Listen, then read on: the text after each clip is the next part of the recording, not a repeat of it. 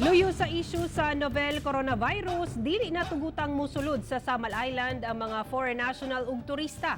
Dugang detalye atong saron sa live report ni Jandy Esteban. Jandy.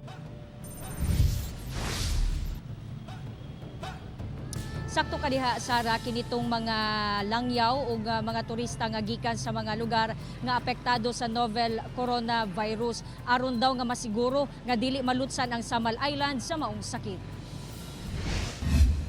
Temporaryong bawalan nga makasulod sa Samal Island ang foreign nationals ug mga turista nga gikan sa mga lugar nga apektado sa novel coronavirus o nCoV. Kini base sa gipagula nga executive order ni Igacos Mayor Aldavid Uy. Hasta ang mga group tours ug island hopping nga dunay mga langyaw ug turista nga gikan sa mga lugar nga dunay kaso sa nCoV gisuspende usab. I hope na makasabot no ang ubang tao, lalo na ang mga stakeholders, ang among mga group tour partners, masabtan nila na siya nga move ni Mayor kay para man na sa kaayuhan sa kadaghanan. Ang tour operator nga si Stephanie miingon nga luyo sa maong kamanduan, dili man daw dako ang epekto niini sa ilahang negosyo. Sa kuha sa mga 5% kay mostly locals gid ang amoa. But there are international na nagakuyog. Let's say in one group na ito in anak ba? Ang Samal Island ilado nga ginadayo sa mga foreign ug local tourist tungod sa mga nindot nga beach ug talan-awo niini apan mas prioridad daw sa LGU ang kaluwasan sa katawhan. Para lang mani sa katunggikan no or mga Chinese tourists mo especially ang atong mga local tourists mas daghan man no, so kung masacrifice na to ang gamay lang para sa kadaghanan. Gitahasan ang kapulisan nga pahugtan ang patrol outpost ug plain view inspection sa tanang sakyanan, pasahero ug mga bangka sa island hopping pasulod sa isla.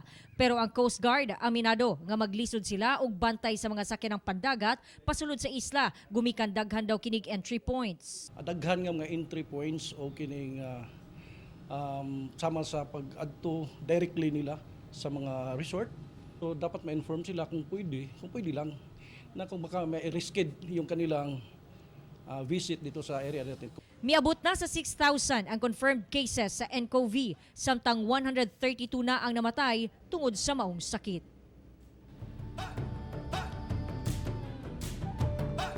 Sara, ang maong executive order wala pa gyud siya no nga hingpit nga napatuman gumikan himuan pa siya og implementing rules and regulation. Lakip na din ha tung unsaon gyud nila pag-screen sa mga pasahero nga musulod dinhi sa isla. Hopefully daw by Tuesday hingpit na kini mapatuman kay mahuman na ang IRR by Tuesday. Og Sara, karong hapon lang dunay giadtuan ang taga City Health Office diha sa usa ka resort sa Kaputian, gumikan kay dunay sila na-receive nga report nga dunay 5 ka mga Chinese nationals nga nag-book didto sa usa ka resort kagabi. Og pag-check nila dito wala man daw nag-manifest og symptoms ang maong mga Chinese nationals. Usa nagpabilin paghihapon sila dito sa maong resort.